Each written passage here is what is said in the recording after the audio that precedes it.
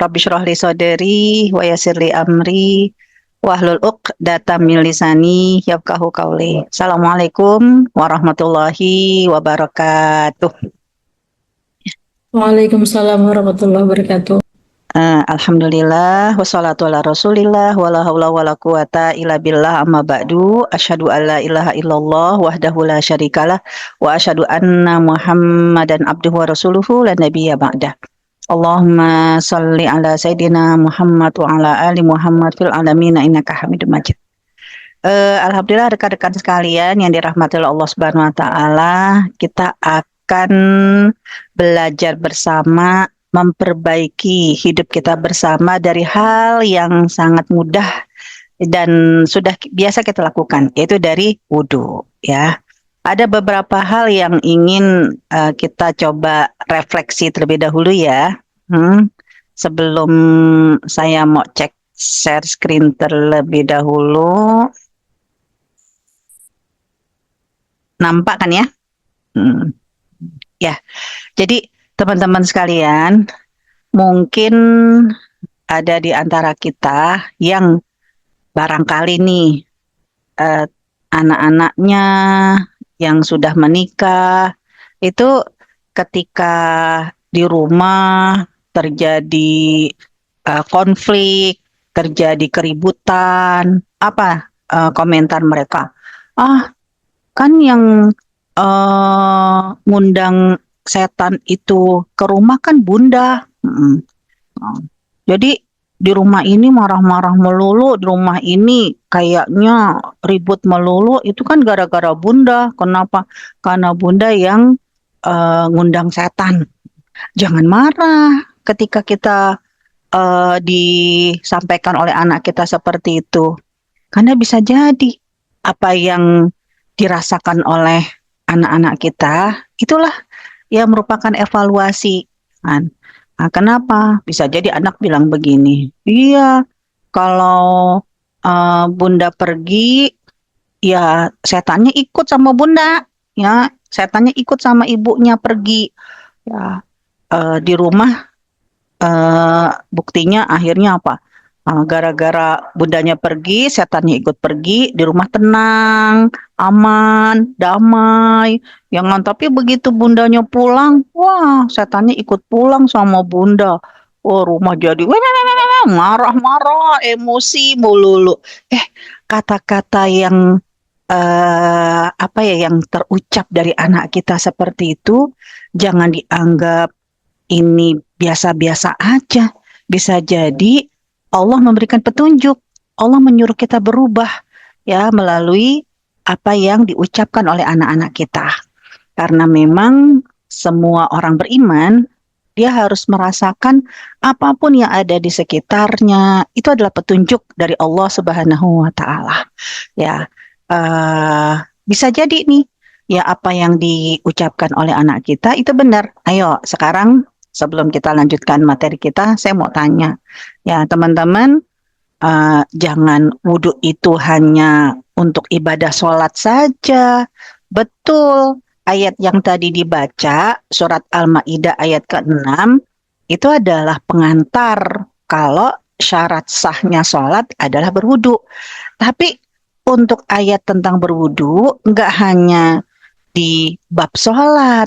Nah, saya mau tanya, teman-teman, kalau ke pasar, kalau ke restoran, kalau ke kondangan, ke tempat pesta, itu wudhu nggak? Kalau nggak wudhu, berarti apa yang diucapkan oleh anak kita benar. Kenapa? Karena di pasar itu berkeliaran setan-setan pasar. Ya makanya ketika kita ke pasar, nempel deh tuh setannya ke rumah kita. Bukan setan jahil. Kalau setan jahil mah diusir, baca baca ta'awuz ya karena dia menampakkan dirinya selesai. Tapi ini setan jahat yang nanti efeknya itu bukan membuat orang lain takut, tapi efeknya itu membuat kita jadi males beribadah, hati kita kotor, bawaannya negatif thinking, ya dan rumah kita tuh nggak nyaman. Itu setan jahat tuh. Ya, terus kalau ke kondangan, ke tempat pesta, ke restoran, nggak wudhu. Ya, pantes. Itu setan-setan yang ada di tempat resto, yang ada di tempat kondangan, itu nunggu di tempat parkiran, nunggu di pintu keluar, kepingin ikut pulang sama kita. Setan siapa itu? Kalau di dalam Al-Quran, ya disebutnya adalah setan mubadir. Ya, lihat di restoran kan banyak banget orang makan, nggak dihabiskan, apalagi di tempat pesta. Ya, rela ngantri, tapi begitu lapar mata semuanya diambil, kemudian nggak dihabiskan. Itu bukan sekedar ya Allah sayang banget mubazir, nggak cuman mubazir. Allah yang menyebutkan innal mubadzirina kanu ikhwana syayatin. Saudaranya setan itu di tempat pintu keluar, di tempat parkir itu setan-setan mubazir nungguin. Ya, jadi dari sini kita akan memperbaiki ya karena nggak akan mungkin kita bisa berubah kecuali kita mengevaluasi terlebih dahulu bahwa wudhu tidak sekedar untuk sholat, tapi wudhu menjadi cahaya dan perisai kita. Ya tidak hanya di dunia, tapi di akhirat. Ayo ya sekarang kita akan melihat uh, resolusi diri yang akan kita lakukan dari ayat-ayat tentang berwudhu. Teman-teman, ayat yang tadi dibaca, surat Al-Ma'idah ayat 6, jangan hanya sepotong aja kita pahami. Kalau ini dalil tentang wajibnya berwudu. Enggak. Pada hakikatnya, ayat ini menjadi petunjuk. Sudah betulkah wudu kita? Sudah ngefekkah wudu kita? Harusnya orang yang punya wudu akan mendapatkan keajaiban seperti ini. Hatinya lapang, nggak mumet.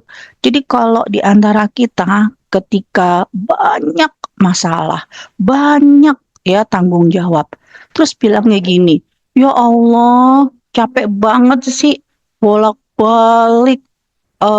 Kita udah kurang apa baiknya kita, udah kurang apa optimalnya kita, tapi kok kayak begini banget, kita merasa mumet, kita merasa bad mood, ya kita merasa sering banget hati kita itu gondok, berarti tandanya bisa jadi kurang wudhu, ya kan? Karena Allah menyebutkan di ayat ini, wudhu tidak hanya menjadi syarat sahnya sholat, tapi wudhu yang saya berikan warna merah itu menjadi evaluasi. Dari kecil kita itu berwudhu. Sudahkah wudhu kita yang disebut oleh Allah Subhanahu wa taala yaitu liyutahhirakum. Membersihkan. Artinya enggak cuman sekedar membersihkan kotoran bikin seger, enggak. Teman-teman lihat anggota wudhu di dalam ayat ini itu cuman 4. Wajah, tangan, kepala, kaki. Itu adalah ya anggota wudhu. Cuman 4. Tapi 4 ini sumber dosa. Apa yang kita lihat di wajah kita.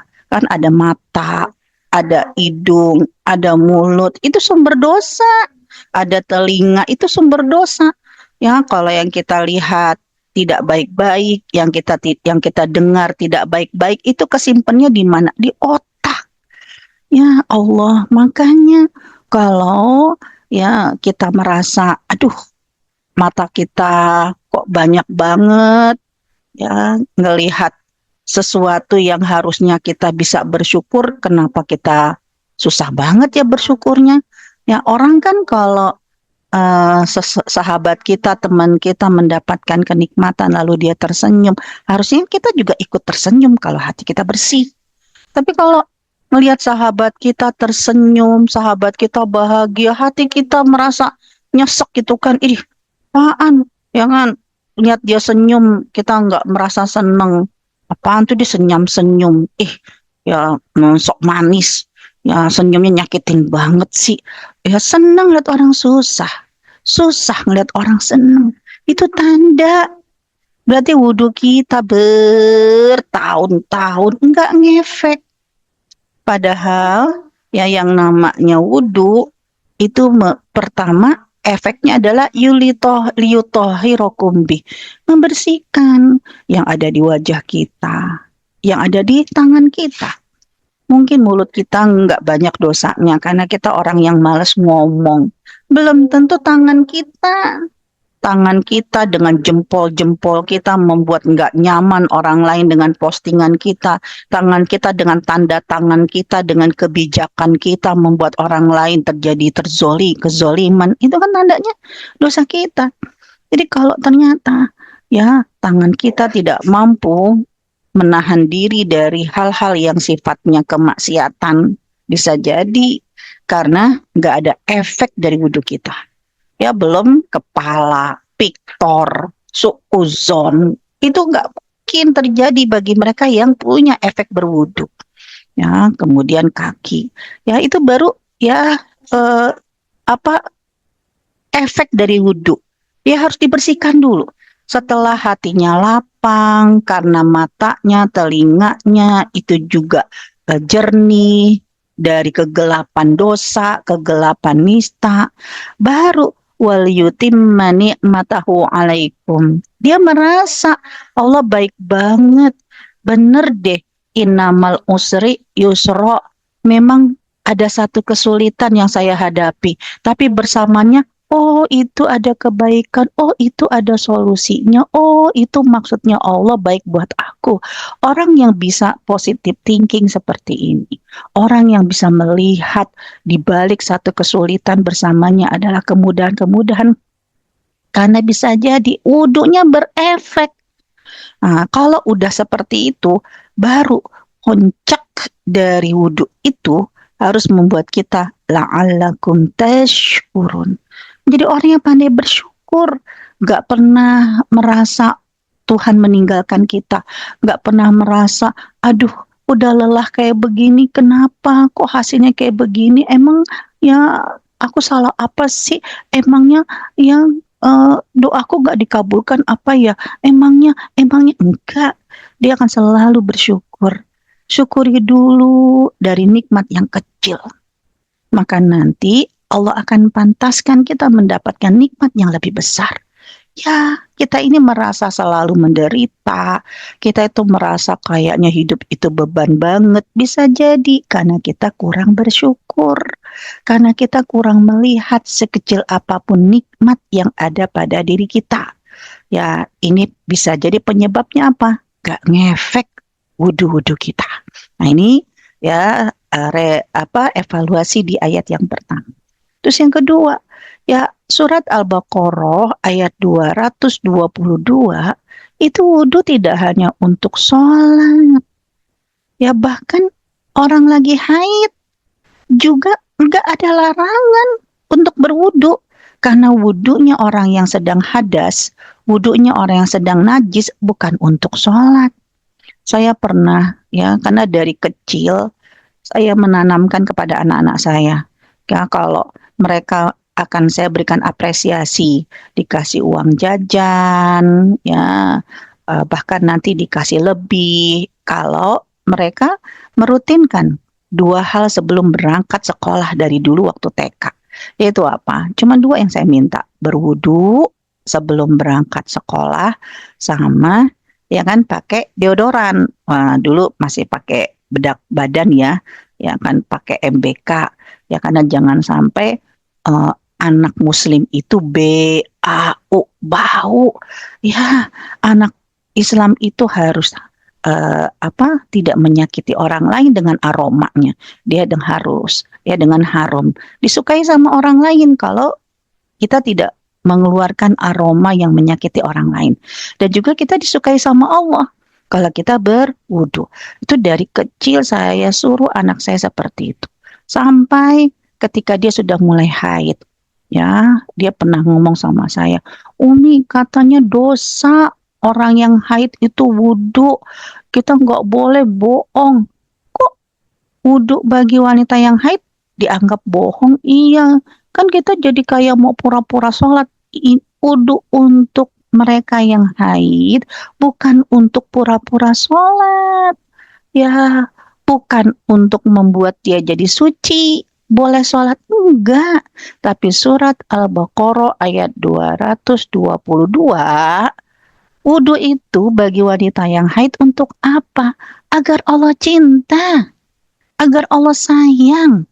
Ya, karena Allah menyebutkan innallaha yuhibbut tawabina. Allah suka dengan orang yang bertaubat.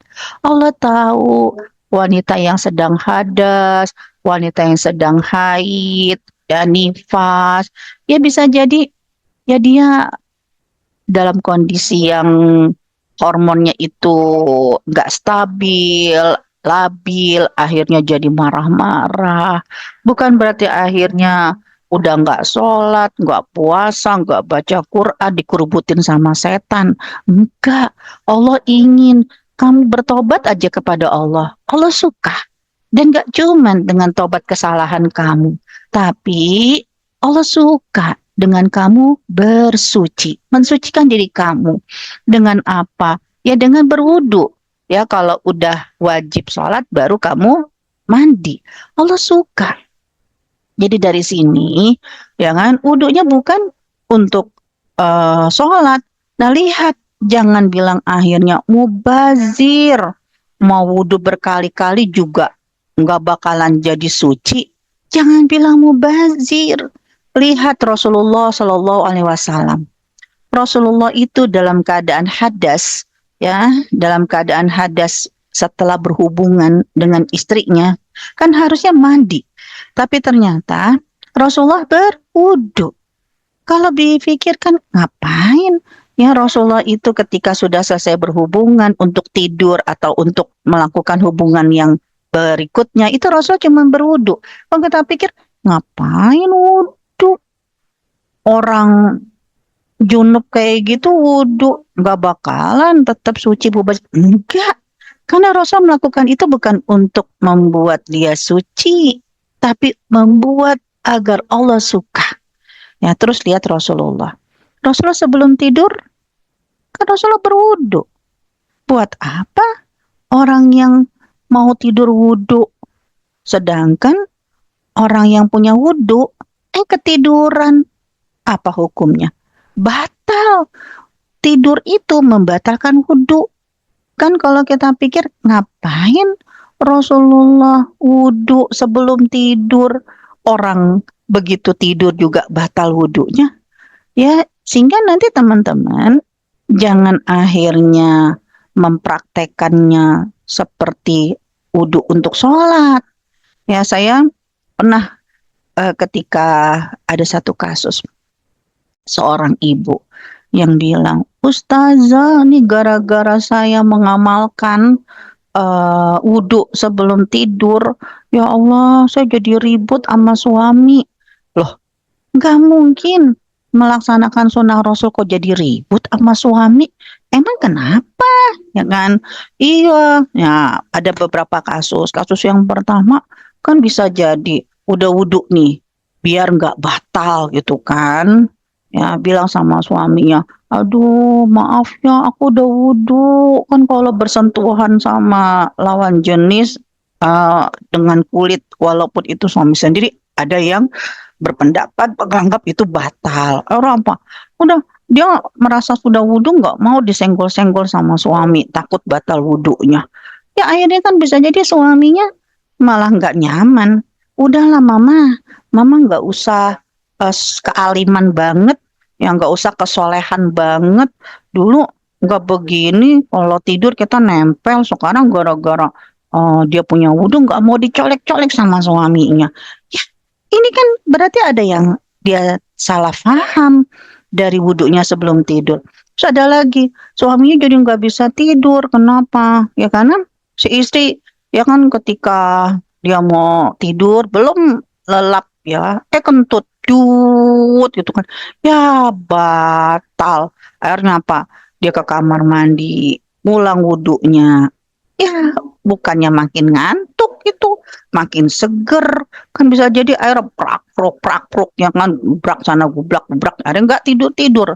Udah lama, kayak begini aku jadi nggak bisa tidur. Nggak usah kealim-aliman. Berarti ada yang salah. Kenapa? Karena kalau sholat, di tengah sholat, kita batal wudhunya. Ya wajar, kita harus ulang wudhu kita. Kenapa? Karena syarat sahnya sholat, dia harus berwudhu. Kalau nggak wudhu, sholatnya batal.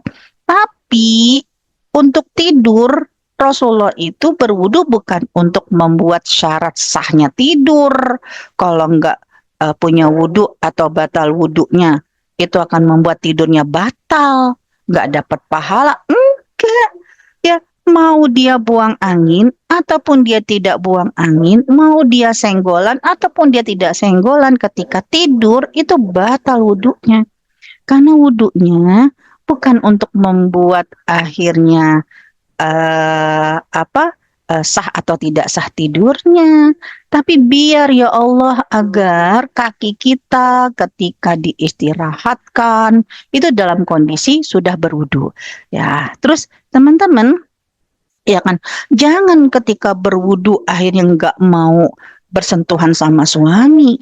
Justru saya mendisiplinkan diri saya. Sebelum bersalaman, sebelum berjabat tangan, sebelum berpamitan, anak-anak kita berangkat, suami berangkat, atau kita kepada orang tua untuk berpamitan, wudhu dulu.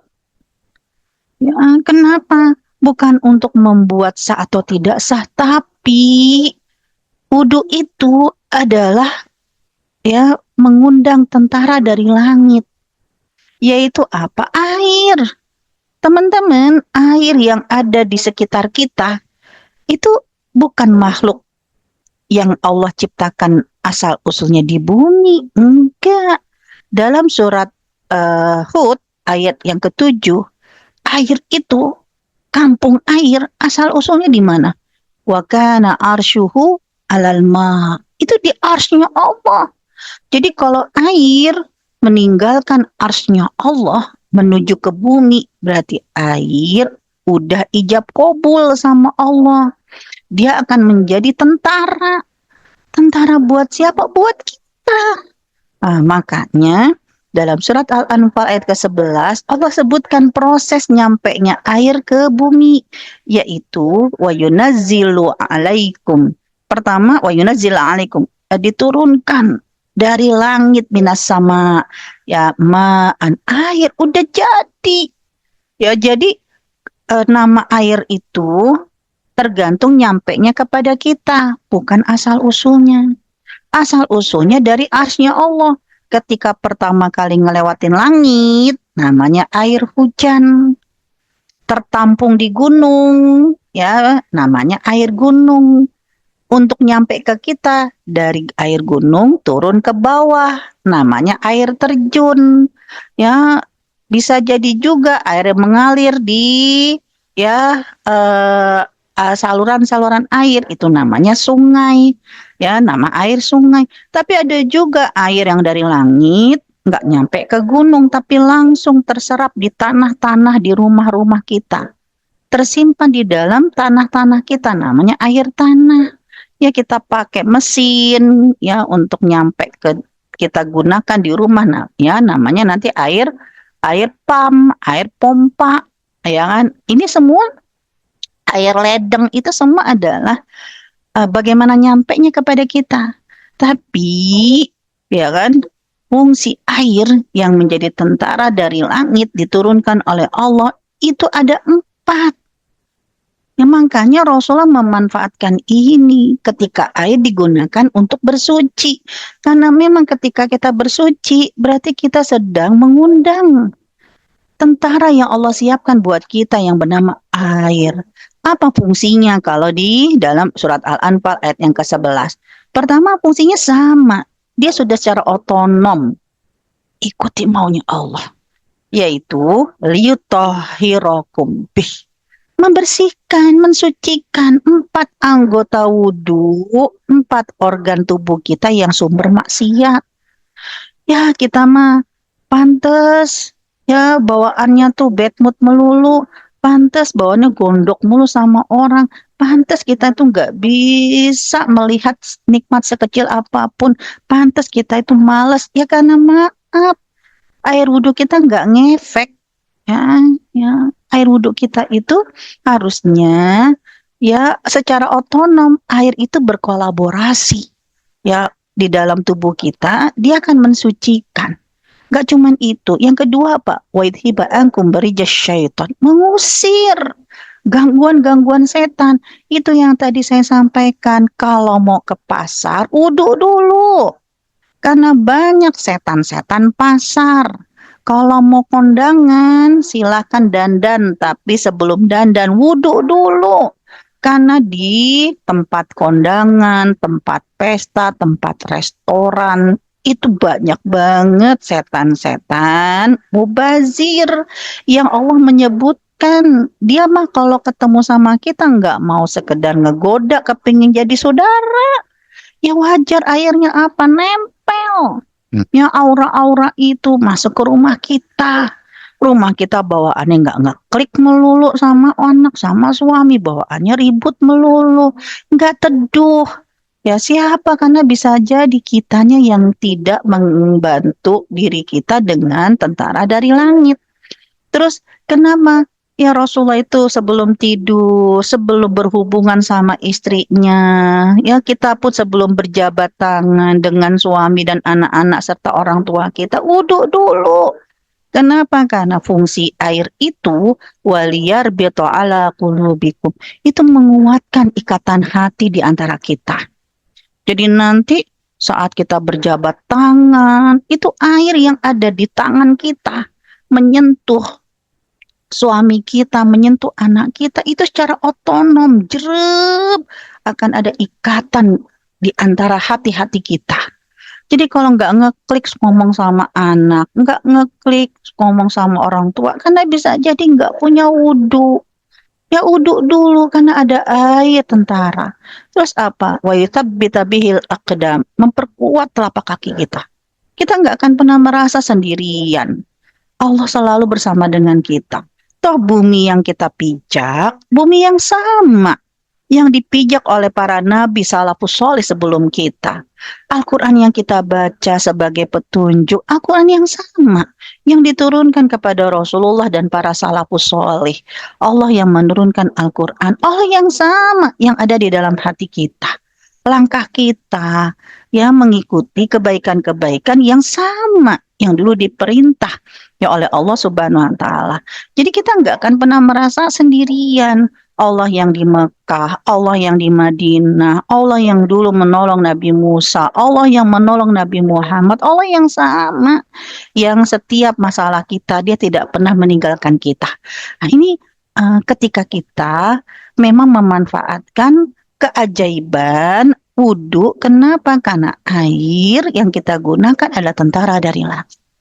Nah, saya ingin lagi mengingatkan teman-teman, ya, karena wudhu menjadi perisai. Terutama, kenapa teman-teman, ya, wajah, tangan, kepala, dan kaki, ini menjadi organ yang sangat vital, yang penting banget, ya, untuk kita nikmati ketika berwudhu. Jangan jadi beban wudhu itu.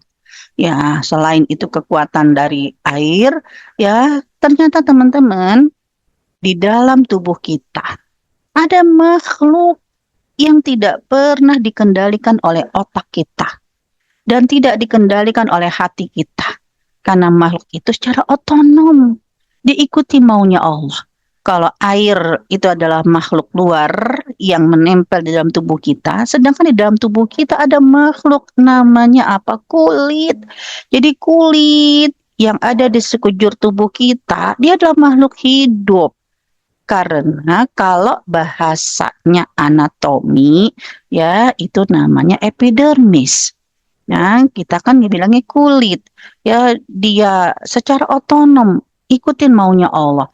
Ada yang epidermis merasakan kesakitan, merasakan kepanasan, sentuhan. Ya misalnya apa? Emang nggak panas pakai jilbab? Panas. Yang bisa jadi kita bilang, oh enggak kok, tapi keringetan. Ya kita, batin kita menikmati dengan aurat yang tertutup.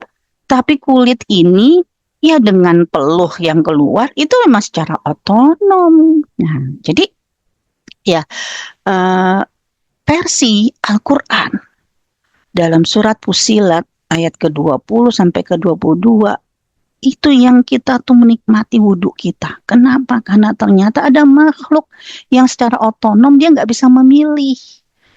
Dia tinggal sama siapa, nggak pernah memilih.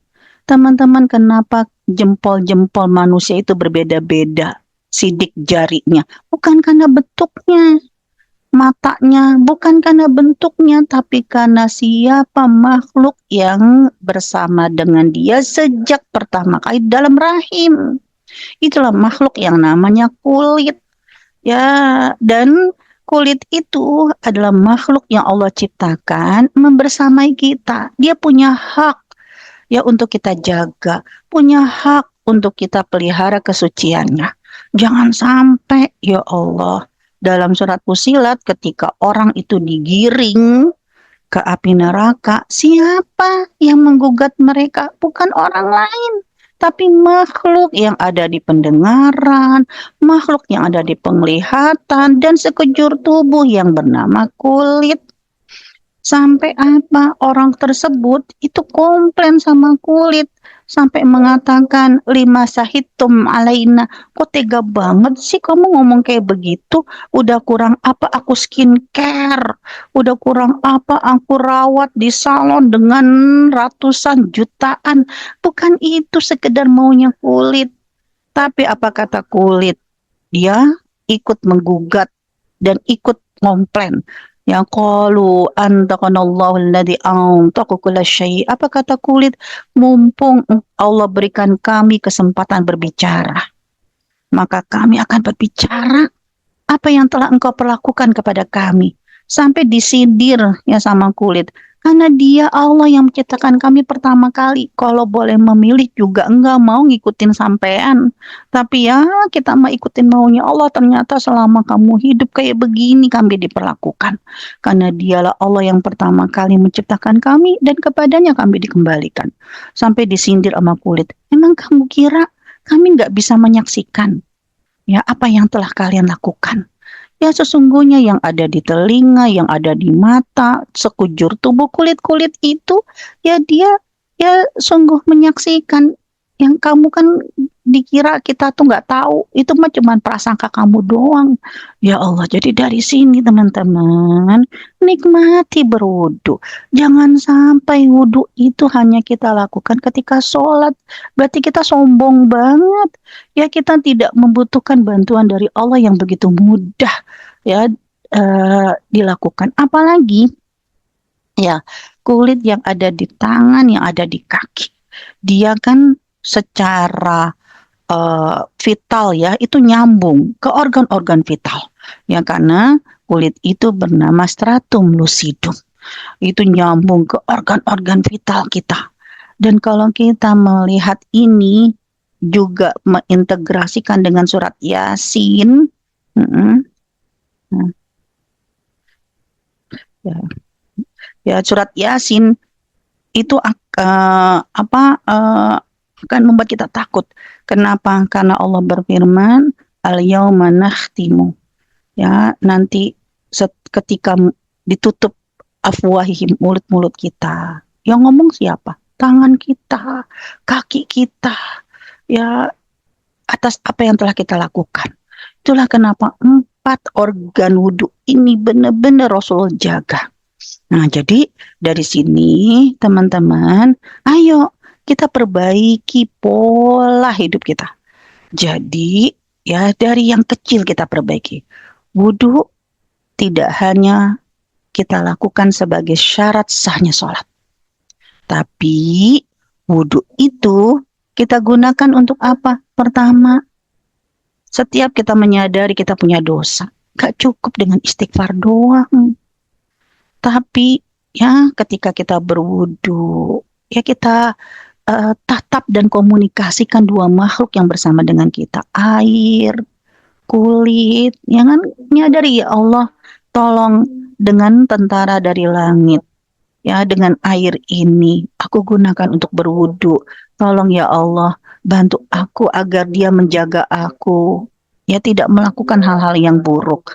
Ya, tolong bantu aku, ya untuk bisa menggugurkan dosa-dosa. Itu karena dari hadisnya Rasulullah sampai apa? Akhir itu secara otonom. Ya, dia akan diminta sama Allah ketika seorang mukmin yang yakin, ya beriman sama Allah berwudu, wajahnya, tangannya mengalir air bersama dengan tetesan air. Disitulah akan ada gugurnya dosa-dosa kita. Nikmati wudhu itu, jangan jadi beban. Kemudian apa? Sebelum ke dapur, sebelum nyentuh makan, sebelum nyuapin anak, ya sebelum kita ya nyuci beras, wudhu dulu. Kenapa? Karena Rasulullah yang bersabda, keberkahan makanan, ya keberkahan makanan itu ketika kita berwudhu sebelumnya. Kalau batal baru wudhu lagi setelahnya. Ini hadis ketika Salman Al-Farisi menemukan lembaran kitabnya Nabi Musa yang merasa kagum, hebat banget ya orang-orang Israel, kenapa dia pinter, karena ibu-ibunya tuh nyuruh setelah makan anak-anaknya bukan cuci tangan tapi berwudu. Disampaikan kepada Rasul, wajah Rasul tidak suka kalau Nabi Musa hidup bersama dengan aku, dia akan tinggalkan Taurat. Lalu akhirnya ya untuk umat Nabi Muhammad tidak hanya membuat cerdas tapi barokah. Ya jadi kita mau nyuci beras atau kita mau nyiapin makan, mungkin kita nggak masak tapi kita menyuguhkan, ya diminta untuk berwudu terlebih dulu. Ya. Berwudu karena kita kepingin disebut oleh Allah sebagai orang mukmin. Berwudu ketika memang kita udah ngeblank, apalagi yang akan ya aku lakukan. Gimana mencari solusinya? Udah, Rasulullah bersabda ketika di kondisi saudara-saudara sahabat pada saat itu dalam kondisi kesulitan, Rasulullah hanya menyarankan kepada mereka, tidak hanya dihapus dosa-dosanya, tidak hanya diangkat derajatnya, tapi ya berwudulah kamu dengan sempurna di saat kamu mendapatkan kesulitan. Allah akan memberikan jalan kemudahan. Ya, para sahabat udah pernah ketemu sama Rasul. Mereka aja udah khawatir kalau nanti saking banyaknya orang, takutnya mereka nggak dikenal lagi sama Rasul. Ya, ya apalagi kita yang nggak pernah ketemu sama Rasul. Kan jalan yang kita tempuh, wudhu yang kita lakukan, itu kan karena ingin mengikuti Rasul. Wajar kita juga kepingin nanti gimana ya caranya Rasul itu mengenali kita. Apa kata Rasulullah? Coba kamu bayangkan, di antara kuda-kuda yang hitam, di tengah-tengahnya ada kuda yang putih. Gampang gak kamu ngenalin? Ya gampang. Itulah juga wudhu-wudhu kalian. Itu akan menjadi perisai. Tidak hanya identitas kita di bumi dibantu sama Allah dengan tentara dari langit, tapi di akhirat wudhu kita itu mudah menjadi identitas Rasulullah mengenali kita. Jadi teman-teman, tolong batasan wudhu ya dengan wajah, tangan, kepala, kaki itu dinikmati. Tidak perlu memang dengan mengguyur karena bahasanya adalah basuhlah. Artinya mau dalam kondisi sakit sekalipun, dalam kondisi air terbatas sekalipun masih bisa dengan berwudu. Yang penting dengan air. Ya, yang penting diratakan. Dan perhatikan jangan sampai ada benda-benda, bahan-bahan yang menghalangi air wudhu nyampe di 4 organ kita. Ya, kecuali kalau tidak mungkin baru dengan debu. Ya, dimulakan dengan basmalah karena semua yang diawali dengan basmalah Allah akan ridho. Ingat ya, tidak sekedar biar seger tapi lillahi ta'ala. Cukup dengan kita lillahi ta'ala, kita sudah yakin Allah nggak mungkin ingkar janji. Rasul nggak mungkin PHP. Semua hadis-hadis, semua ayat-ayat sebagai fadilah wudhu pasti Allah akan berikan kepada kita. Ya, jadi ingat otak kita ini harus dibersihkan ya karena mata, telinga itu menyimpan database di telinga. Ya, nah, ya inilah kira-kira teman-teman sekalian, ya moga-moga ya kita akan menjadi orang-orang yang Allah suka. Allahu a'lam bishawab.